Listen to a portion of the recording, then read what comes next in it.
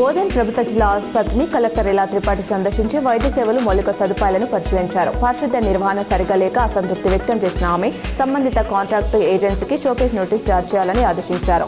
రోగులకు మెరుగైన సేవలు అందించాలని, ఆసుపత్రి అభివృద్ధికి నిధులు మంజూరు చేస్తామన్నారు. ఇస్కాన్ చేపడుతున్న కార్యక్రమాలతో హిందువుల్లో ఐక్యత పెరుగుతుందని అర్బన్ ఎమ్మెల్యే ధన్పాల్ సూర్యనారాయణ స్పష్టం చేశారు. నిజామాబాద్ ఇస్కాన్ ఆధ్వర్యంలో నిర్వహించిన జగన్నాథుని రథయాత్రను శుక్రవారం నగరంలోని గంజికమ్మన వద్ద ప్రారంభించారు.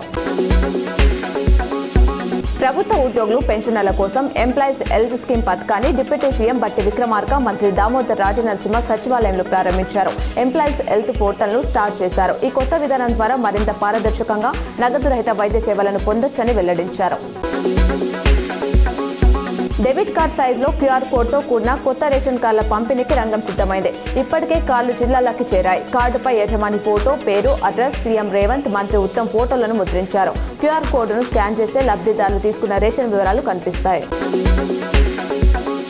అల్పపీడన ప్రభావంతో ఇవాళ తెలంగాణలోని ఆసిఫాబాద్, మంచిర్యాల, భూపాలపల్లి, ములుగు, భద్రాద్రి, వరంగల్, హన్మకొండ, జనగామ, సిద్దిపేట, మెదక్, కామారెడ్డి జిల్లాలో భారీ వర్షాలకు ఆస్కారం ఉందని ఐఎండీ వెల్లడించింది. మిగతా జిల్లాలో మోస్తరు వానలు కురుస్తాయని తెలిపింది.